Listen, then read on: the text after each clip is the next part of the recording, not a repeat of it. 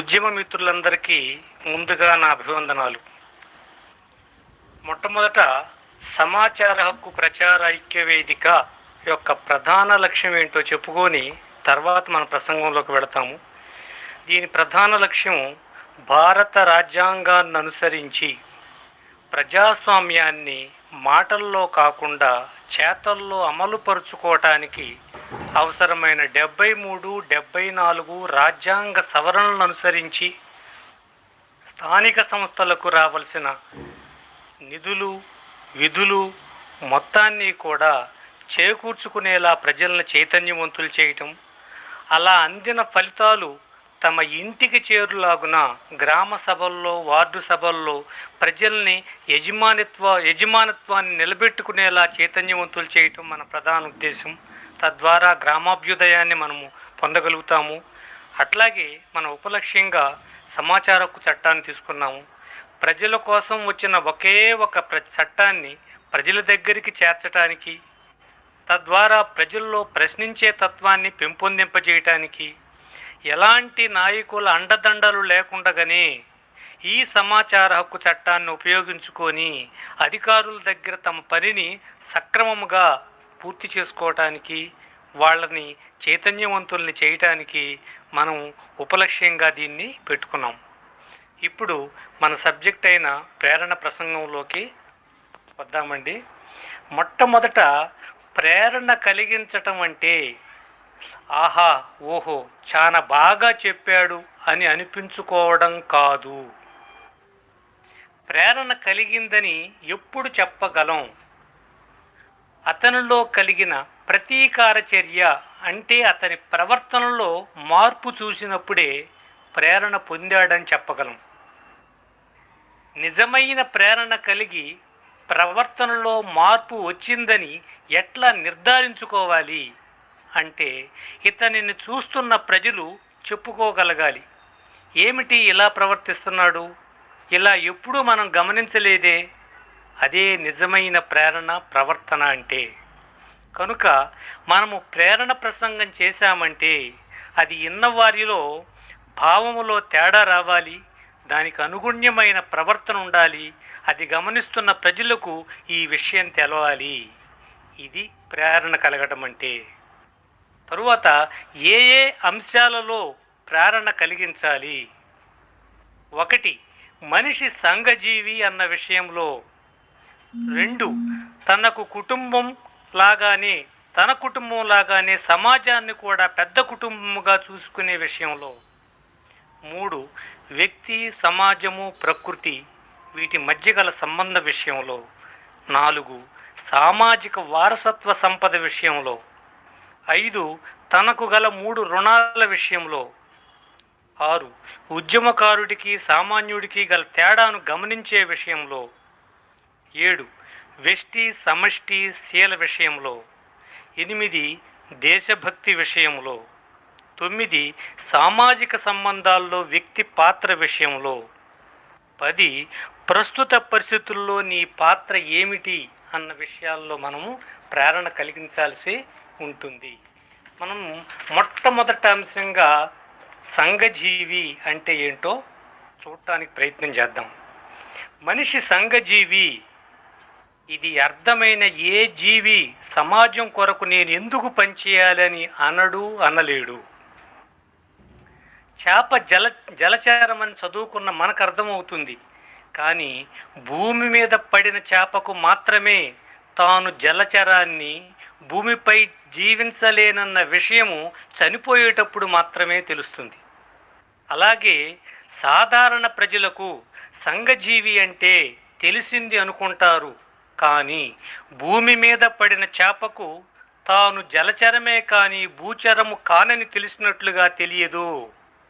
కనుక తెలిసింది అనుకోవటానికి, తెలియటానికి తేడా తెలవలేదు మనకి. అంటే పెద్దలు చెబితే వినో, చదువుకోనో తెలిసింది అనుకుంటాం.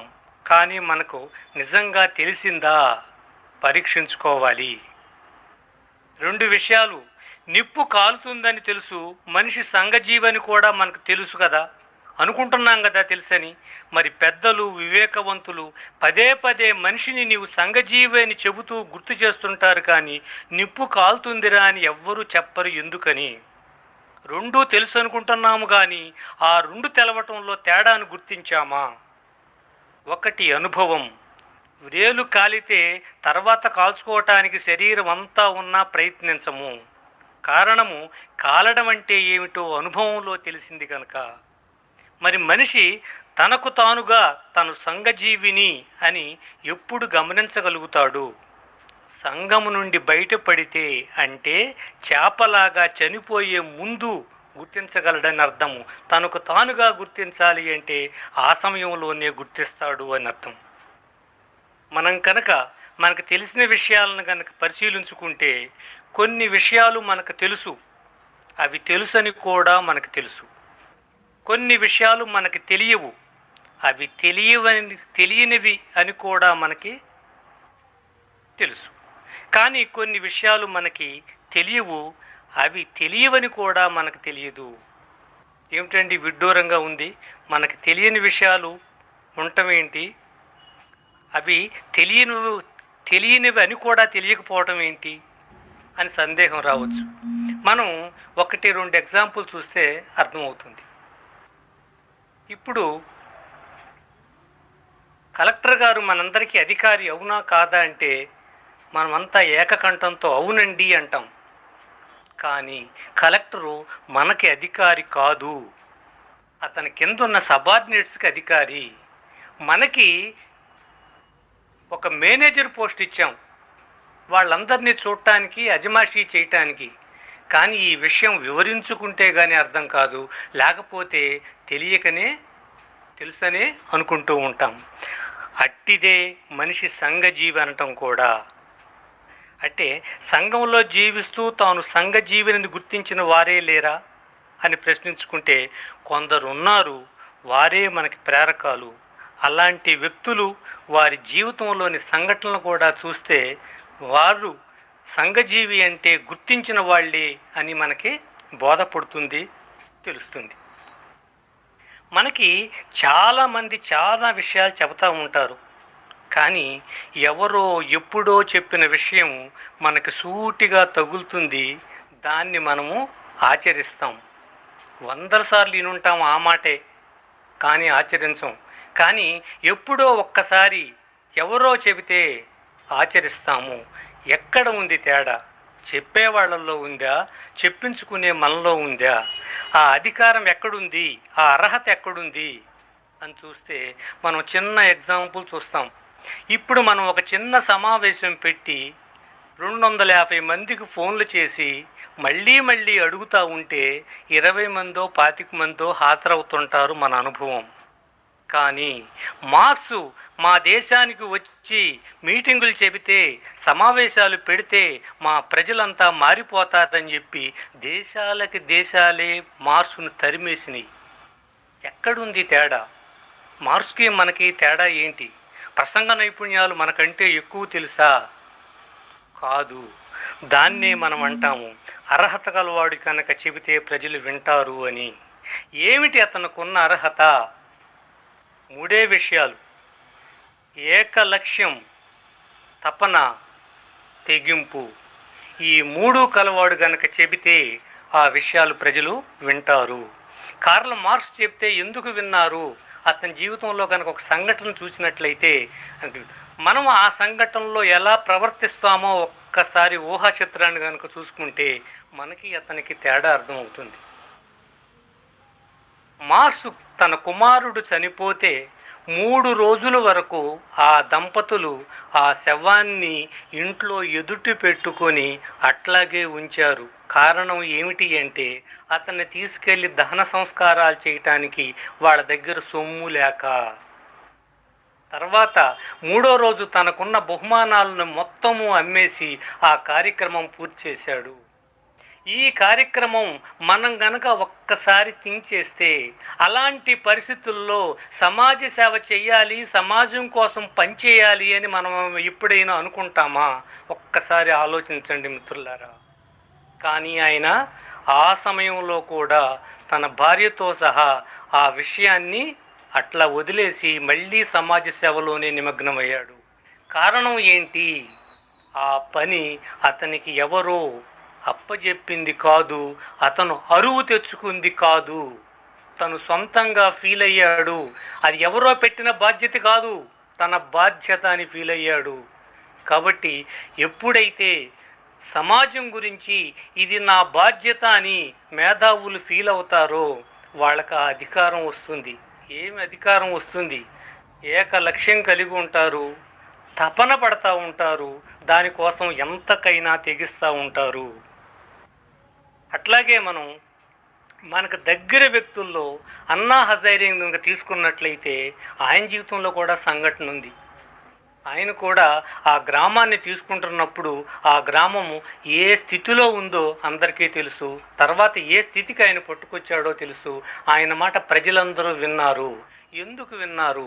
మనం చెబితే వినరు కదా, ఆయన చెబితే విన్నారు. ఎందుకు విన్నారు?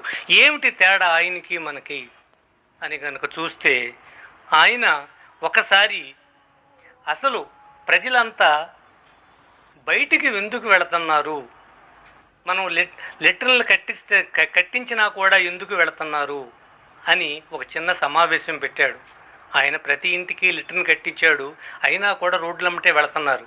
అది గమనించాడు. ఈ పెద్దవాళ్ళందరినీ పిలిచాడు. ఎందుకు వెళ్తున్నారయ్యా? ప్రతి ఇంటికి లెటర్ని కట్టించామా లేదా?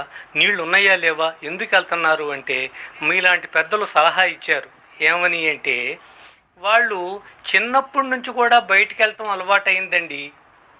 కాబట్టి చిన్నప్పటి నుంచే కనుక మనం లెటర్న్స్ కనుక అలవాటు చేసినట్టయితే బయటకు పోరండి అన్నాడు. ఓహో అట్లాగా అని చెప్పి ప్రతి చిన్న స్కూల్ నుంచి పెద్ద కాలేజీల వరకు మొత్తానికి కట్టించేసేసారు. సంవత్సరాలు గడుస్తున్నాయి, అయినా పోతానే ఉన్నారు. ఇక ఈ మీటింగులతో లాభం లేదనుకున్నాడు. వాళ్ళనే పిలిచాడు. మీరు ఎందుకు పోతున్నారయ్యా? మీకు లెటర్లు ఉన్నాయి, నీళ్ళు ఇస్తున్నాము, బయటికి ఎందుకు పోతున్నారు అని. వాళ్ళు చెప్పిన మాట కనుక వింటే మనం వాళ్ళని ఆ నిమిషంలో వదిలేస్తాం. మీరు చావు, మీరు చావండి అని. మాకు బయటికి వెళ్తేనే వచ్చిద్దండి అన్నారు. ఓహో అట్లాగా, సరే వెళ్ళండి అన్నాడు. వాళ్ళందరూ వెళ్ళిపోయినాక తెల్లారి బకీటు చీపురు తీసుకొని బయలుదేరాడు. వాళ్ళు వెళ్తే శుభ్రం చేస్తున్నాడు. దాన్ని గమనించిన వాళ్ళు అప్పుడు ఫీల్ అయ్యారు, వీడు మంచివాడు కాదు, మనవాడు. అప్పుడు వింటం మొదలుపెట్టారు. ఏమి చెప్పినా వింటం మొదలుపెట్టారు. ఎందుకు? వాడిని మంచివాడుగా చూడాల, మనవాడుగా చూశారు కాబట్టి ఆ గ్రామం మొత్తం. ఆ చూపు ఎక్కడి నుంచి వచ్చింది? అతనిలోని తపన. వీళ్ళని ఏమైనా సరే, ఎట్లయినా సరే అభివృద్ధి చేయాలి, పైకి తీసుకురావాలన్న తపన. దానికోసం ఆయన చూపించిన తెగింపు. మనం ఆ పని చేయగలమా? కాబట్టి ఒక్కసారి ఆలోచించండి. అట్లాగే అంబేద్కర్ను కనుక తీసుకున్నట్లయితే, తాను ఎప్పుడైతే ఒక మతంలోకి చేరాలనుకున్నాడో క్రిస్టియన్ మతం వాళ్ళు ఆఫర్లు ఇచ్చారు, రండి రండి రండి అని. ముస్లిం మతం వాళ్ళు కనుక అయినట్లయితే కోట్లు అమౌంట్ ఆఫర్ కూడా చేశారు. కానీ ఈయనన్నిటినీ అట్లా త్యజించి బౌద్ధంలోకి వెళ్ళాడు ఆయన. చిన్న చిన్న కొంత అమౌంట్కే పెద్ద పెద్ద తప్పులు చేసే మన సమాజంలో అంత ఫండ్ ఉచితంగా వస్తున్నా కూడా అతను దేన్ని కేర్ చేయకుండా కాకి రెట్ట అంటాం చూసారా, దాంతో సమానంగా త్రోసిపుచ్చి బౌద్ధంలోకి వెళ్ళాడు. కాబట్టి మొట్టమొదట మనలో ఏకలక్ష్యం, తపన, తెగింపు ఉంటే ప్రజలు వింటారు. ఇదే ఉదాహరణ జంతువులకు కూడా వర్తిస్తుంది. యాక్చువల్గా గద్దను చూస్తే కోడికే భయం, కానీ దాని పిల్లలు దాని దగ్గర ఉన్నప్పుడు గద్ద దాన్ని ఏమీ చేయలేదు. అప్పుడు అది ఎంత అటెన్షన్లో ఉంటుందో ఎప్పుడన్నా చూసారా?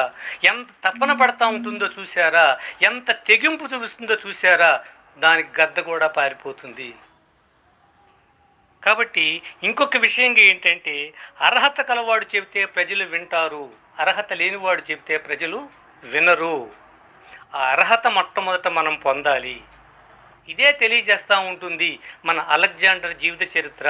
అతను అనేక విజయాలను సాధించి అనేక రాజ్యాలని జయించి చివరికి మరణశయ్య మీద ఉన్నప్పుడు తన డాక్టర్లని తన దగ్గర ఉన్న సైన్యాధిపతుల్ని పిలిచి ఒక 3 ఆజ్ఞలు జారీ చేశాడు. ఏమని చేశాడు? తాను చనిపోయిన తర్వాత తన శవపేటికని తనకి ఎవరైతే వైద్యం చేశారో ఆ వైద్యులే తీసుకుని వెళ్ళాలి. రెండోది ఏమని కోరాడు? తను కొల్లగొట్టుకొచ్చిన సంపద ఉందే, ధనరాశులు, ధాన్యాలు, మొత్తం ఏదే వజ్రాలు, వైడూర్యాలు రోడ్లమ్మంటే చిమ్ముకుంటా తీసుకెళ్ళండి అన్నాడు. మూడోదిగా నా చేతులు 2 బయట పెట్టండి శవపేటికి అన్నాడు. మిగతా ఎవ్వరికీ ధైర్యం లేదు. ఎందుకు ఇలా చేయమన్నాడు, ఎందుకు ఇట్లా ఆజ్ఞాపించాడు ధైర్యం లేదు. ఒక ముసలి సోల్జర్ వెళ్ళి మీరు ఎందుకు ఇలా ఆజ్ఞాపించారో తెలుసుకోవచ్చా అని అడిగాడు. అతను ఉపన్యాసం చెప్పడానికి ఈ పని చేయలా, ఈ పని చెయ్యటం ద్వారా ప్రజలకు తెలియాలి అని ఇతను అడిగాడు కాబట్టి చెప్పాడు. ఏమనంటే మరణం దాపురించినప్పుడు, మరణ సమయకాలం వచ్చినప్పుడు ఏ డాక్టరు, ఏ వైద్యుడు నిన్ను రక్షించలేడు. కాబట్టి నీ శరీరాన్ని నువ్వు జాగ్రత్తగా కాపాడుకో అన్న విషయం ప్రజలకు తెలియజెప్పాలి. 2, నేను సంపాదించింది మొత్తము కూడా ఇక్కడే వదిలిపెట్టిపోతున్నాను, ఏమి దీనికోసం ఎంతైతే కష్టపడ్డానో అది మొత్తము ఇక్కడే పారేస్తున్నాను అని. మూడోది, ఏ చేతులతో వచ్చానో ఆ ఒట్టి చేతులతోటే పోతున్నానని సమాజంకి తెలియజేయాలి. అతను గనక అడిగి ఉండకపోతే ఈ 3 విషయాలు అతను చెప్పుండేవాడు కాదు. చెప్పి ఉండకపోయినా అతను 2000 సంవత్సరాలైనా ఇవాళ అతను స్మరిస్తున్నాము అంటే దానికి కారణం ఏంటంటే ఆ అర్హత పొందినవాడు వాడు.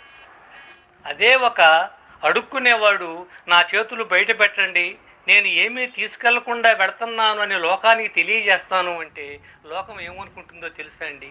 వీడు చచ్చిన తర్వాత కూడా అడుక్కుంటున్నాడురా అన్న సందేశమే తీసుకుంటారు కానీ ఒట్టి చేతులతో వచ్చి ఒట్టి చేతులతో పోతున్నాడన్న సందేశం తీసుకోరు. కాబట్టి అర్హత విషయం ఎక్కడ, అధికారం ఎక్కడ? అర్హత ఉన్నవాడు చెబితేనే ప్రజలు ఆచరిస్తారు. కాబట్టి మనిషి సంఘజీవి అన్న దగ్గర మనం ఈ విధంగా కనుక చూసినట్లయితే సంఘజీవి అని గమనించటమే.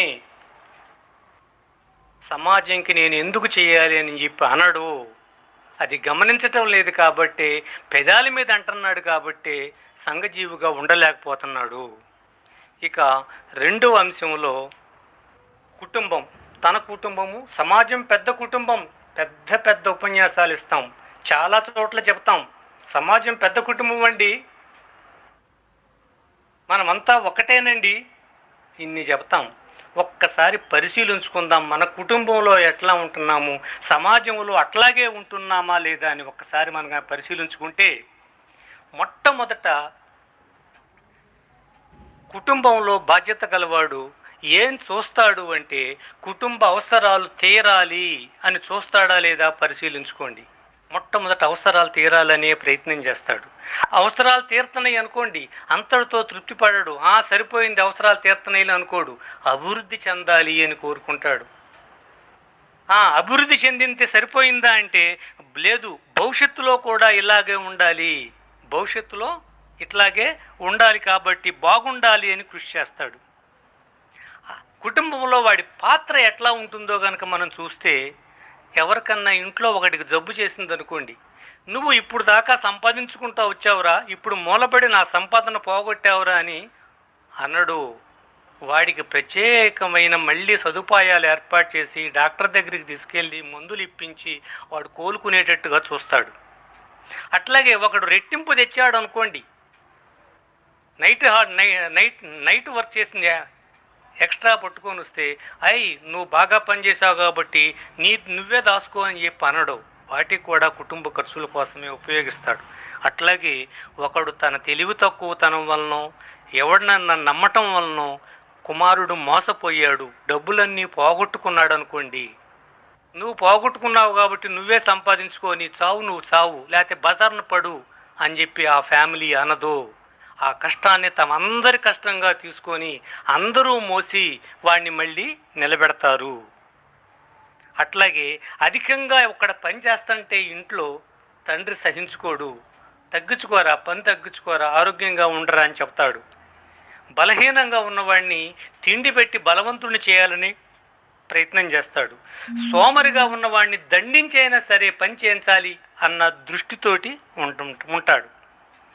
మరి కుటుంబంలో వాడి కర్తవ్యాలు కనుక ఎట్లా చూస్తే, మొట్టమొదట ఆ కుటుంబాన్ని ప్రేమిస్తున్నాడు. ఇది నా ఇల్లు, నా భార్య, నా బిడ్డలు అని కుటుంబాన్ని మొట్టమొదట అతను ఇష్టపడుతున్నాడు. ఎవడు కానీ కుటుంబాన్ని ప్రేమించిన వాడు కుటుంబ సంక్షేమాన్ని కోరుకోడా అంటే కుటుంబ సంక్షేమాన్నే కోరుకుంటాడు. కుటుంబానికి భారం అవటానికి ప్రయత్నం చేస్తాడా, కుటుంబ భారం మోయటానికి ప్రయత్నం చేస్తాడంటే సాధ్యమైనంత వరకు వాడు చెయ్యలేకపోయింది కూడా కుటుంబ భారాన్ని మోయటానికే ప్రయత్నం చేస్తాడు. కుటుంబము నాది అనుకున్నవాడు, కుటుంబాన్ని ప్రేమిస్తున్నవాడు. అట్లాగే కుటుంబానికి భారం అవ్వకూడదు అని కూడా అనుకుంటాడు. తర్వాతది, అవకాశం ఉన్నా సరే అవసరానికి మించి వాడుకుంటాడా అని ప్రశ్నేశామనుకోండి.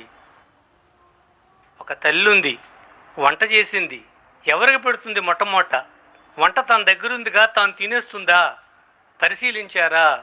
మొట్టమొదట బిడ్డలకి, చిన్నపిల్లలకి పెడుతుంది, తర్వాత ముసలోళ్ళకి పెడుతుంది, తర్వాత తాను తింటుంది. ఇది కుటుంబంలో నడిచే విధానం ఇట్లా ఉంది. అవకాశం ఉన్న అవసరానికి మించి ఆ కుటుంబ బాధ్యత వహించే వాళ్ళు ఎవ్వరూ తీసుకోరు. కుటుంబ అవసరాలతోనే తన అవసరాలు అనుకుంటారు. ఒక్కోసారి కుటుంబ అవసరాల తర్వాతే తన అవసరమని అనుకుంటారు. అవునా కాదా పరిశీలించండి. ఇప్పుడు ఇవే అంశాలని సమాజం అనే పెద్ద కుటుంబం మీద వేసి చూస్తే, పెద్ద కుటుంబంలో మన ప్రవర్తన ఎలా ఉంది ఒక్కసారి చూద్దాం. సమాజం అభివృద్ధి చెందాలని ఆకాంక్షిస్తున్నామా లేదా అంటే చక్కగా ఆకాంక్షిస్తున్నామండి. మా అందరికీ ఆ కోరిక ఉందని. మరి దాని కొరకు ఏమేమి చేశావో చెప్పగలవా అంటే ఒక్కటి కూడా చెప్పలేము. సమాజ భవిష్యత్ కొరకు మన దగ్గర ఉన్న ప్రణాళిక ఏంటి, ఏం చేస్తున్నాము? మన దగ్గర సమాధానం లేదు. దేశాన్ని ఇష్టపడమని చెప్పాం, ఇంటిని ఇష్టపడమంటున్నాం కదా, దేశాన్ని ఇష్టపడమని చెబుతున్నాం.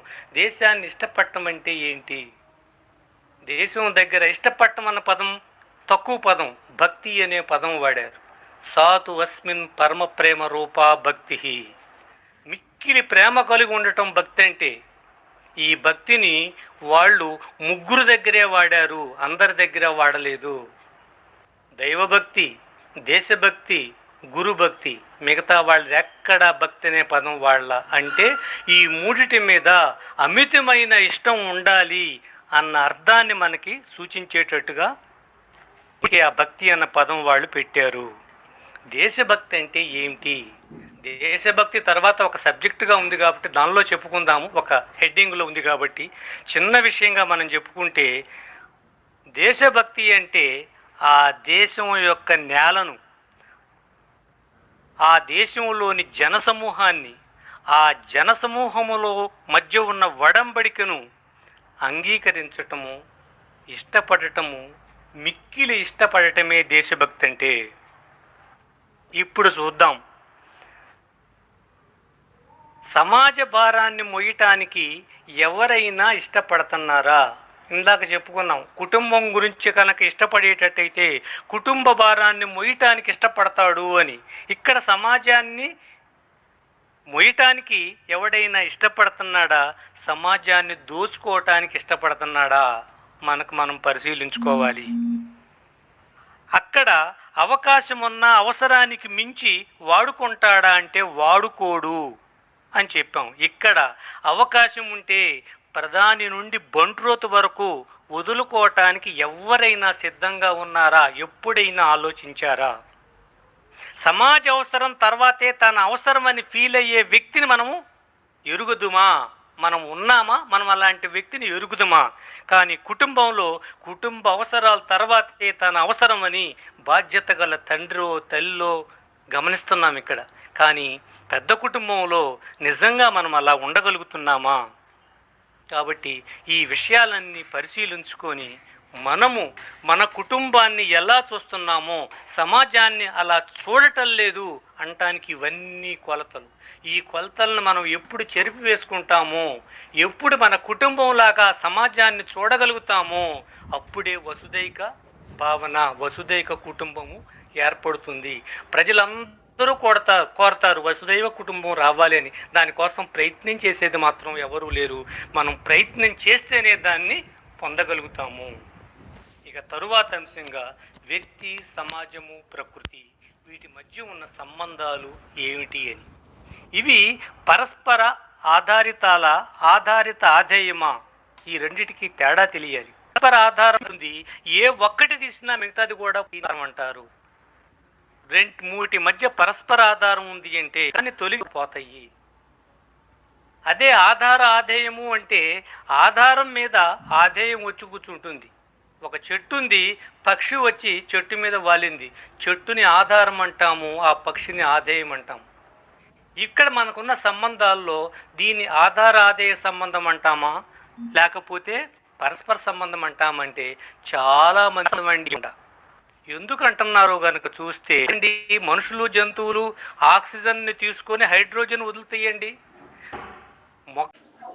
జంతువులకి, వృక్షాలకి మధ్య ఉన్న పరస్పర సంబంధము ఏమిటి అంటే, వృక్షాలు ఆక్సిజన్ ని విడుదల చేసి కార్బన్ డైఆక్సైడ్ ని తీసుకుంటాయి. మనుషులు, జంతువులు ఆక్సిజన్ తీసుకొని కార్బన్ డైఆక్సైడ్ విడుదల చేస్తాయి. కాబట్టి ఇవి రెండు పరస్పర సంబంధం కలిగినవి. వీటిని చూసి మనిషి, వ్యక్తి, సమాజము, ప్రకృతి కూడా ఇలాగే అనుకుంటాడు, అక్కడ పొరపాటు పడుతున్నాడు. యాక్చువల్ గా ఆ మూటికి ఉన్న సంబంధము ఆధేయ సంబంధమే కానీ పరస్పర సంబంధం కాదు అని మనం తెలుసుకోవాలి. ఈ మొత్తం అర్థం అంటే మనకు అర్థమైందా? ఒక వ్యక్తి చనిపోతే సమాజము, ప్రకృతి రెండూ ఉండకూడదు. అలా జరుగుతుందా? వ్యక్తి పోతే సమాజంకి ఏమైనా అవుతుందా? సమాజం పోతే ప్రకృతికి ఏమైనా అవుతుందా? కాబట్టి బేస్ ఏది అని చూస్తే బేస్ ప్రకృతి. సమాజం ఉన్నా లేకపోయినా ప్రకృతి ఉంటుంది. ప్రకృతి మీద ఆధారపడి సమాజం వచ్చింది. సమాజం మీద ఆధారపడి వ్యక్తి ఉన్నాడు. వ్యక్తి ఉన్నా పోయినా సమాజం ఉంది. కాబట్టి ప్రకృతి సమాజానికి ఆధారమైతే వ్యక్తికి సమాజం ఆధారమైంది. ఇదంతా ఆధారాదేయ సంబంధం ఉంది. ఇప్పుడు వ్యక్తి మొట్టమొదట దేన్ని రక్షించుకోవాలి అని చూస్తే సమాజాన్న, ప్రకృతిని అంటే నాకు తెలిసిన జ్ఞానంలో అన్నిటికీ ఆధారమైన ప్రకృతిని మొట్టమొదట కాపాడుకోవాలి, తర్వాత తనకు ఆధారమైన సమాజాన్ని కాపాడుకోవాలి అన్న అర్థం మనకి వస్తూ ఉంటుంది. ఇప్పుడు నిజంగా మనము కాపాడుకుంటున్నామా అని ఒక్కసారి కనుక చూసినట్టయితే ప్రకృతి వనరులు పరిమితమా అపరిమితమా? పరిమితము అపరిమితం అంటేనే అర్థం కాని వాళ్ళు ఉంటారు. లిమిటా అన్లిమిట్ అంటే మాత్రం అర్థమవుతుంది. అవునండి, లిమిట్ అని చెప్తా ఉంటారు. చాలామందికి తెలియదు, కానీ తెలిసినట్లుగానే లిమిట్ అండి, పరిమితి ఉందండి అని చెప్తారు. అప్పుడు మీరు అడగవచ్చు, తెలియదని మీరు ఎట్లా చెప్పగలరు అని. లిమిట్గా ఉంటాయి వనరులు అని తెలిసిన వాడు దుర్వినియోగం చేయగలడా? ఇంట్లో బియ్యం అయిపోతున్నాయి అని తెలిసిన తర్వాత పారబోయటానికి సిద్ధంగా ఉంటాడా ఎవడైనా? అయిపోతున్నాయి అని తెలుస్తూ ఉంటే. భవిష్యత్ తరాల గురించి ఆలోచించేవాడు వనరులను దుర్వినియోగం చేయగలడా? రేపటి గురించి ఆలోచించేవాడు ఇవాళ ఇంట్లో సరుకులు నిండుకుంటే తట్టుకోగలడా? కానీ మనం ఏం చేస్తున్నాము అని చూస్తే ఈ సంపాదన ధ్యేయం పెట్టుకొని కొంతమంది వ్యాపారస్తులు కుటిల ఎత్తుగడలతోటి తమ వ్యాపారాన్ని పెంచుకోవటానికి తమ దగ్గర తయారైన స్టాక్ అంతా ప్రజల్లోకి పంపటానికి పాతవిచ్చి కొత్తవి పట్టుకెళ్ళండి అనగానే మనమంతా ఎగబడి పనిచేస్తున్న మన ఇంట్లో సామాన్లు ఇచ్చి కొత్తవి తీసుకొని కొంత సొమ్ము కూడా వాడికి పే చేసి తెచ్చుకుంటున్నాం. అంటే ఏం జరుగుతుంది? ప్రకృతి వనరులు హరింపజేస్తున్నామా లేదా? భవిష్యత్ తరాలు ఉన్నాయన్న స్పృహను కూడా కోల్పోయి ప్రవర్తిస్తున్నామా లేదా? మనం ఈ విషయాన్ని గమనించుకోవలసే ఉంటుంది. తర్వాత దీని గురించి లోతుగా పరిశీలిద్దాము. తర్వాత అంశము వారసత్వ సంపద. ఏమిటి ఈ వారసత్వ సంపద? వారసత్వ సంపద అనగానే మనందరికీ తెలిసేది ఒక్కటే, కుటుంబ వారసత్వ సంపద.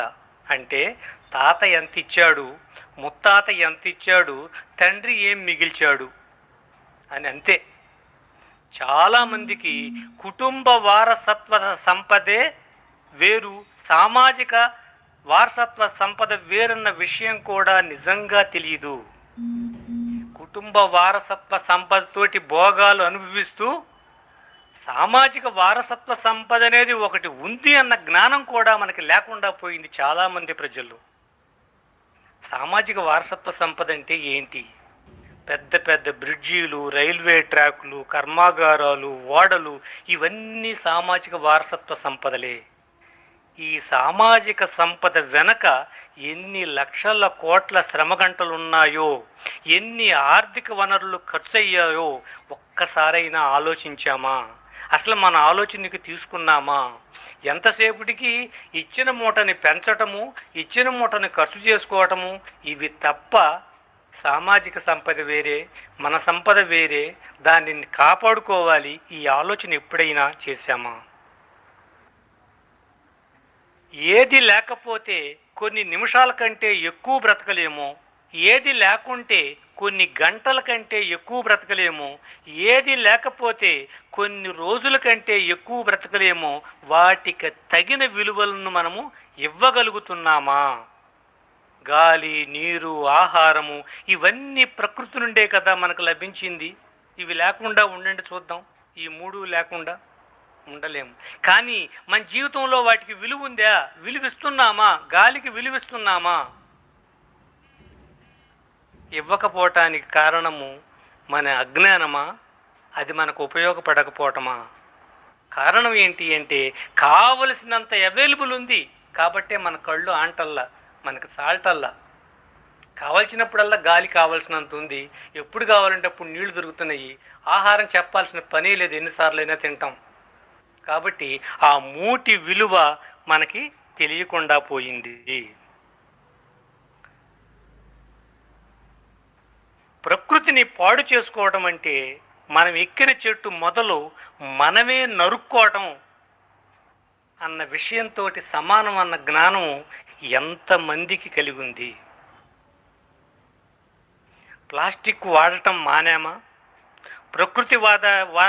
ప్రకృతి వాతావరణాన్ని రక్షించే పని చేయాలి, ఇంధనాలు వినియోగాలు తగ్గించుకోవాలి, ఇవేమన్నా చేస్తున్నామా? ఇవన్నీ చేయకుండా 100 సంవత్సరాలు బ్రతకాలని మాత్రం కోరుకుంటాం. అవి సరిగా లేకుండా, గాలి, నీరు, ఆహారము సరిగా లేకుండా 100 సంవత్సరాలు మనం బతకటం సంభవమా? ఒక్కసారైనా ఆలోచించామా?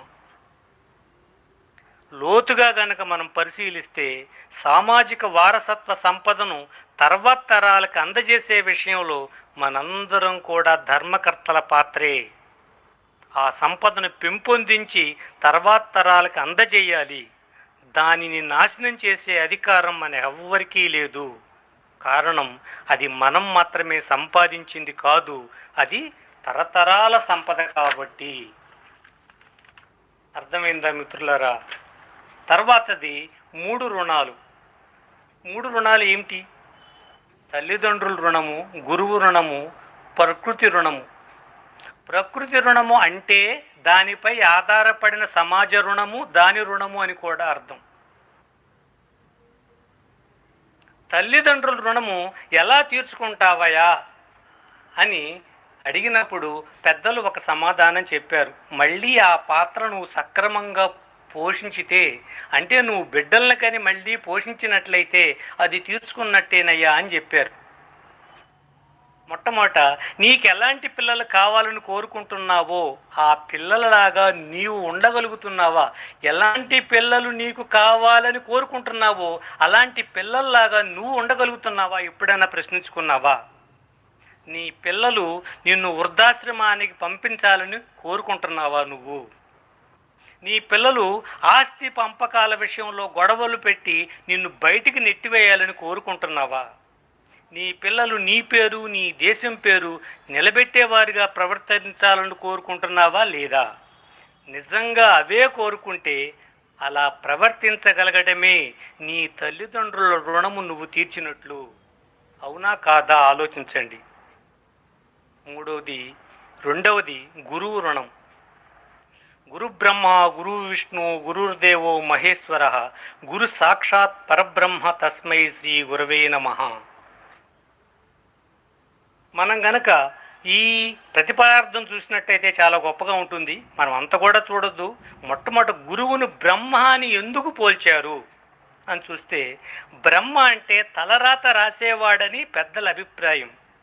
మరి నీ తలరాత గురువు రాయడం అంటే ఏమిటి? నిజానికి మనం లోతుగా చూస్తే ఎవడి తలరాత వాడే రాసుకుంటాడు. వాడి తలరాత వాడే సరిగా రాసుకునేందుకు ఉపయోగపడేవాడే గురువు.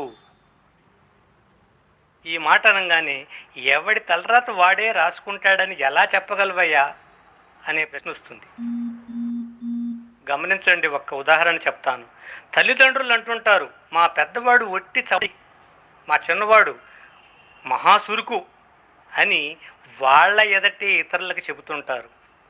అది విన్న పెద్దవాడు వాడి మనసులో ముద్రేసుకుంటాడు, నేను చవటను, నేను ఏమీ చేయలేను. ఏ పని దగ్గరికి వెళ్ళినా ఈ భావం మొట్టమొదటి వచ్చి కూర్చుంటుంది వాడికి, నేను చవటను, నేనేమి చేయలేనని. పాపం వాడు నిజంగా చవటే అవుతాడు. చిన్నవాడు నేను చురుగ్గలవాడిని, ఏదైనా చేయగలను, వీడికి ఈ దృక్పథం ఏర్పడుతుంది, వాడికి ఆ దృక్పథం ఏర్పడుతుంది. ఈ దృక్పథంలో నుంచి వీడు పైకి వస్తాడు, ఆ దృక్పథంలోంచి వాడు అట్లాగే ఉండిపోతాడు. వాడిని తయారు చేసింది వాడి తలరాత, వాడి తలరాతను రాసింది వీళ్ళ బ్రహ్మ. కాబట్టి గురువు రుణం తీర్చుకోవడం అంటే సమాజంలో కొంతమందికైనా వారి వారి తలరాతల సమయంలో ఉపయోగపడితే మనం గురువు రుణం తీర్చుకున్నట్లే. మరొక అర్థం, గురువు అంటే అంధకారాన్ని తొలగించేవాడు అని అర్థం. మనం పరిశీలిస్తే విజ్ఞాన పరిశోధకులు, సైంటిస్టులు అని మనం ఎవరినైతే అంటున్నామో వారంతా కూడా మనకు గురువులే. కొత్త కొత్త విషయాలు కనిపెట్టి సమాజానికి అందించి ఆ విషయాల్లో మనని అంధకారం నుంచి బయటికి తీసుకొస్తున్నారు. కాబట్టి వాళ్ళంతా మనకు గురువులు. అవునా కాదా? అయితే ఈ గురువుల రుణం మనం తీర్చుకోగలిగేది కాదు, మనం సైంటిస్టులం కాలేము కనుక. కానీ మనకు ఒక అవకాశం ఉంది, మనము సామాజిక విషయాల్లో సైంటిస్టులం కాగలం. ఎలాగంటే మనం గ్రహించిన విషయాలను ఇతరులకు తెలిపి సామాజిక అభ్యుదయంకి తయారయ్యే వ్యక్తులను తయారు చేయటం ద్వారా మనం కూడా సామాజిక సైంటిస్టులమే అవుతాము. తర్వాత మూడవది సామాజిక రుణము, ప్రకృతి రుణము. మనల్ని పెంచి పోషించి ఇంత వారిని చేసిన సామాజిక రుణము మనం ఎవ్వరము తీర్చుకోలేంది. కొంతవరకైనా తీరాలి అంటే అది సమాజ సేవ ద్వారా మాత్రమే చేయగలము. ఎలాగంటే యజమాని రుణం మనం తీర్చలేనిదైనా ఆ యజమానికి సేవలు చేయడం ద్వారా కొంత రుణం తీర్చుకోగలుగుతాము అన్నట్లుగా. ప్రకృతి రుణము ఇది మనము తీర్చలేనిదే. రుణము తీర్చుకోలేకపోయినా పర్వాలేదు, కానీ ఆ రుణం ఇచ్చేవాడిని నాశనం చేయకుండా ఉండగలమా? ఇంతవరకైనా ఆలోచించండి. మనకు అప్పిచ్చిన వాడిని లేకుండా చేస్తే మనం తిరిగి చెల్లించాల్సిన అవసరం లేదు కదా అన్న విధానంగా ఉంది మన ప్రవర్తన ప్రకృతి పైన. కనుక ప్రకృతిని నాశనం చేయకుండా కాపాడుకోగలిగితే దాని రుణము కొంతైనా తీరిందేమోనన్న తృప్తి అయినా మనకి ఉంటుంది. ఇప్పుడు ఉద్యమకారుడికి సామాన్యుడికి గల తేడా ఏంటో మనం చూద్దాం. ఇక్కడ ఉద్యమకారుడు సామాన్యుడు అనే పేరు కంటే సంఘ హితైషికి సామాన్యుడికి గల తేడా అంటే బాగుంటుంది అనేది నా ఉద్దేశం.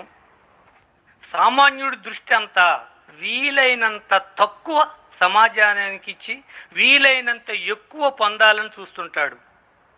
అవకాశం ఉంటే అస్సలు ఇవ్వకుండానే పుచ్చుకుంటే బాగుంటుంది అన్న దగ్గర ఉంటాడు. అంటే వీలైనన్న హక్కులు పొందాలి, విధులు చాలా తక్కువ చేసో అసలు చేయకుండాగానో అన్న రీతిలో ఉంటాడనమాట. సమాజమును సరిచేయవలసింది, భవిష్యత్ తరాలు కోరతగింది ఎంత చేశావు అంత పొందాలి అన్నదే. నీవు ఒక విధి సక్రమంగా చేయలేదు అంటే ఎక్కడో ఒకడికి ఒక హక్కు కోల్పోయినట్లే అన్న విషయాన్ని ఎప్పుడైనా ఆలోచించావా? సమాజంలోని ప్రజలందరూ తమ హక్కులను విధులను సక్రమంగా అమలు పరిస్తే సంఘ హితైషులతో ఆ సమాజానికి ఏమిటి పని అని ప్రశ్నిస్తున్నాం. అదే సరైన సమాజం అంటే. సంఘ హితైషులు త్యాగులు ఎక్కువ మంది ఉన్నారన్నా, వాళ్ళు కావాలన్నా ఆ సమాజం బాగాలేదని అర్థము. సంఘ హితైషి తాను సమాజానికి ఏమి ఇవ్వగలను అన్న దగ్గర చూస్తూ ఉంటే సామాన్యుడు సంఘం నుండి ఎలా పొందగలడో చూస్తూ ఉంటాడు, ప్లాన్లు చేస్తూ ఉంటాడు.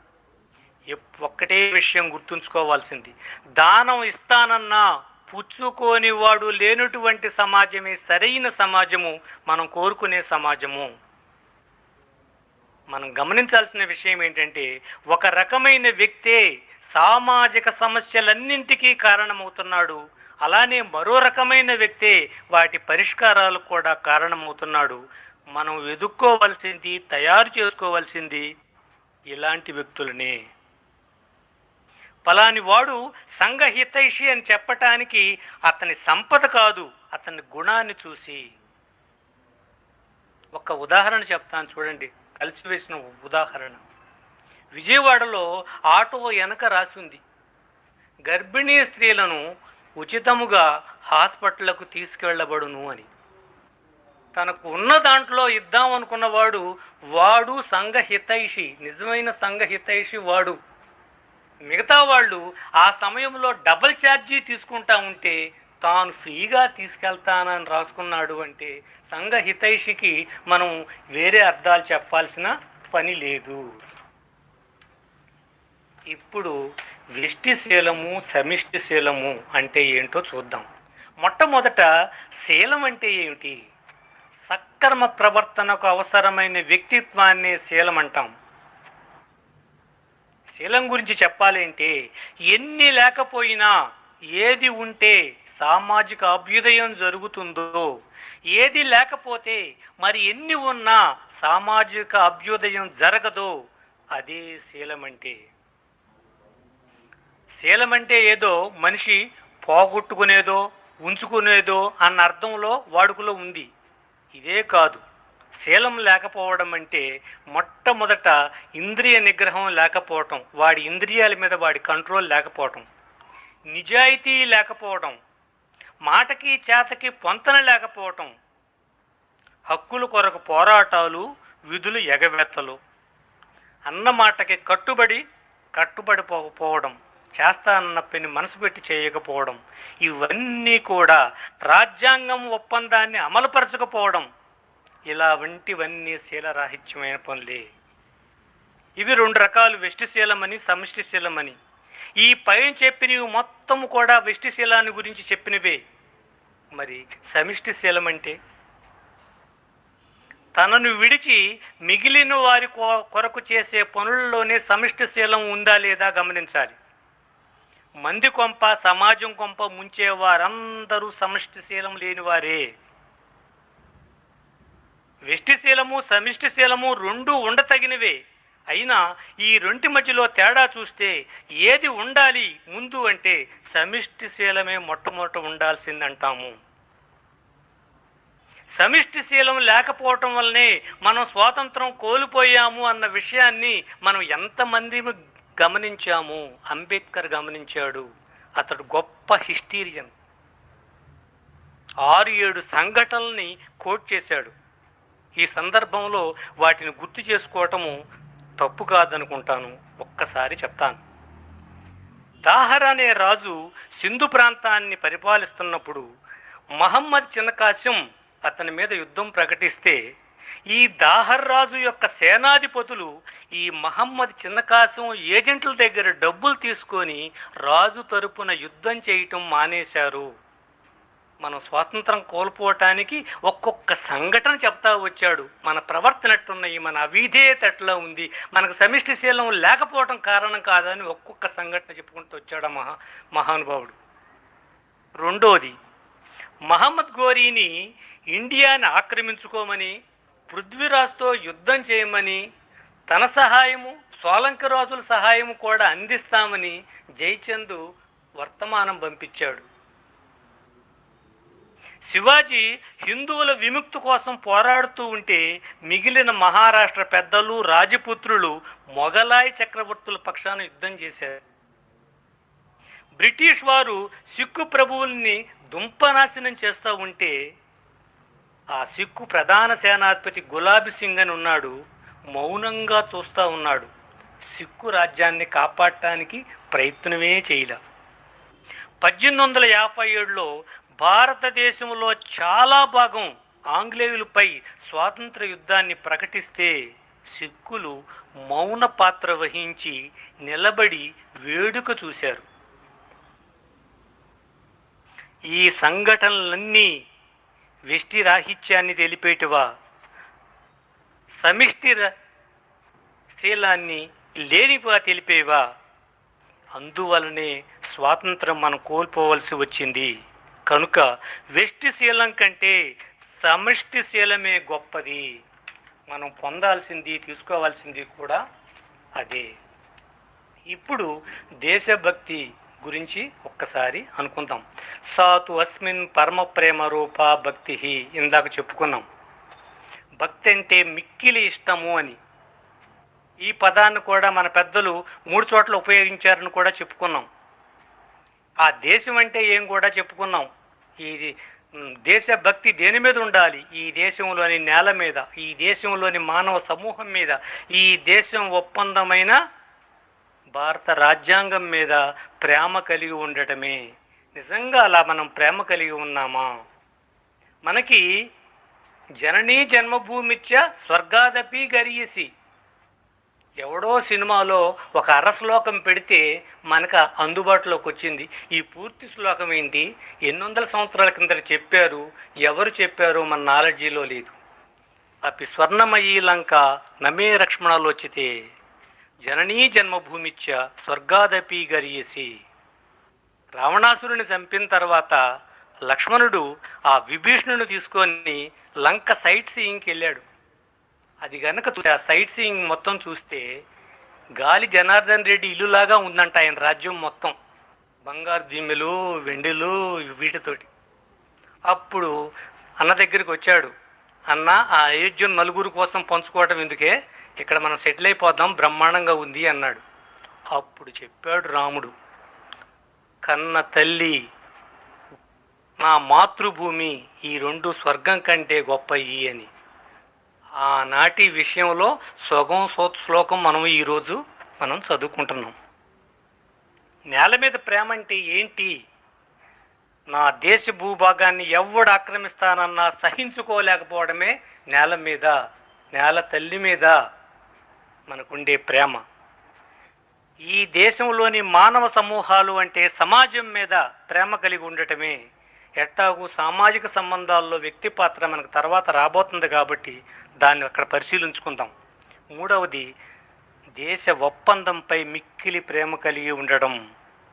మన రాజ్యాంగంపై మనం మిక్కిలి ప్రేమ కలిగి ఉన్నామా అంటే ఏ ఇతర వాటితో దీనిని సమానంగా చూడము అని అర్థము. ఏ ఇతర వాటికంటే కూడా ఇది గొప్పది, దీని యందు ప్రేమ ఎక్కువ ఉంది అంటే దీనికంటే తర్వాత అని మనం చూడగలుగుతున్నామా అంటే మన కులం, మతము, వర్గము, పార్టీల కంటే మన రాజ్యాంగం పైనే మనకు ప్రేమ కలిగి ఉన్నామా? ఒక్కసారి ఆలోచించుకోండి. మన మతం కంటే మన రాజ్యాంగాన్ని ప్రేమించగలమా? మనకు మనమే పరిశీలించుకోవాలి. పోనీ ఏది సమగ్రమైందో పరిశీలించినాకైనా ఒప్పుకుంటామా? పరిశీలించి చూద్దాం. మతాలకి రాజ్యాంగానికి తేడాలు, ఒక 3-4 తేడాలు చూద్దాం. అది మనకి మెయిన్ సబ్జెక్ట్ కాదు కాబట్టి. మతాలు ప్రజలను స్వజనులు పరజనులు అని విడగొట్టి చూసినాయి, ప్రజల్ని విడగొట్టినాయి. రాజ్యాంగం కుల మత వర్గ ప్రాంత విభేదాలు లేకుండా అందరూ సమానమని చెప్పింది. మతాలు తాము చెప్పే ధర్మాలను తూచా తప్పకుండా పాటించాలి అంటుంది. రాజ్యాంగము 2/3 మెజార్టీతో ధర్మాలను మార్చుకోవచ్చయ్యా, మీరు చేయతగిన పనులు చేయకూడని పనులు మార్చుకోవచ్చని చెప్పింది.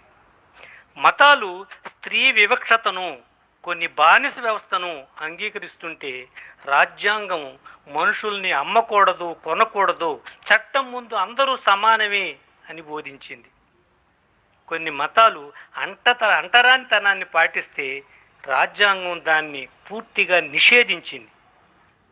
కాబట్టి భారత రాజ్యాంగాన్ని ఆధునిక ధర్మశాస్త్రం అన్నాం.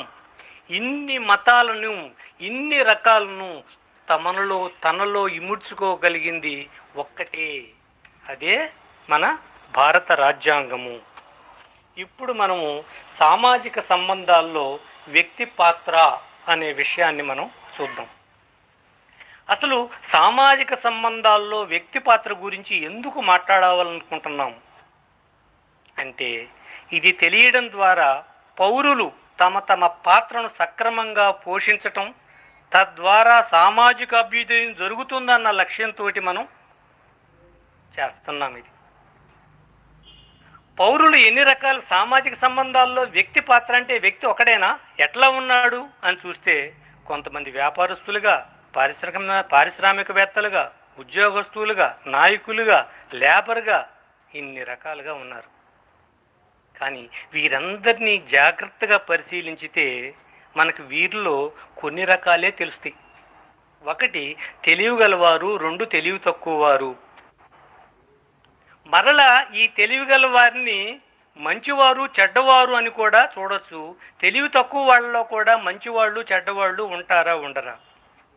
కాబట్టి మనకు ఒక 4 సమాసాలు ఏర్పడి 4 సమూహాలుగా. ఒకటి తెలివిగలవారు మంచివారు, 2 తెలివి తక్కువ వారు మంచివారు, 3 తెలివిగలవారు చెడ్డవారు, 4 తెలివి తక్కువ వారు చెడ్డవారు. 5వది ఏదన్నా ఉంటే మీరు ఆలోచించి చెప్పండి మిత్రులారా, చూద్దాం. ఈ 4 పాత్రలను అర్థం చేసుకోవటానికి సమాజంలో ఎవరు తెలివి తక్కువ వారు మంచివారు, ఎవరు తెలివిగలవారు మంచివారు, ఎవరు తెలివిగలవారు చెడ్డవారు, ఎవరు తెలివి తక్కువ వారు చెడ్డవారు చూస్తానికి ప్రయత్నం చేసే ముందు మహాభారతంలో ఒక పేర్లు తీసుకుందాం. ఎందుకంటే డైరెక్ట్గా సమాజంలోకి రాకుండా. తెలివి తక్కువ వాడు మంచివాడి కింద ఎవడొస్తారు అని పరిశీలన చేస్తే వాడు చెప్పారు భీముడు వస్తాడయ్యా అని చెప్పారు. ఎలాగయ్యా అన్నారు. పాపం మంచివాడేనండి, అంత తెలివిగలవాడు కాదు, కృష్ణుడు ఏం చెప్తే చేస్తూ ఉంటాడంతే. మరి తెలివిగలవాడు చెడ్డవాడు ఎవరయ్యా అని అడిగాం. తెలివిగలవాడు చెడ్డవాడు శకునయ్యా. ఎందుకు అంటే ఆడ ఆలోచనలన్నీ చెడ్డాయి, కానీ బుర్ర ఉన్నోడా లేదంటే బుర్ర ఉన్నోడే. మరి తెలివి తక్కువ వాడు చెడ్డవాడు ఎవరయ్యా అన్నారు. వీడిని దుర్యోధనుడు అంటారండి, ఎందుకంటే వీడికి బుర్ర లేదు, ఆడు చెప్పినవి మొత్తం చేస్తూ ఉంటాడు, కాబట్టి వీడు దుర్యోధనుడు ఏంటి అన్నాడు.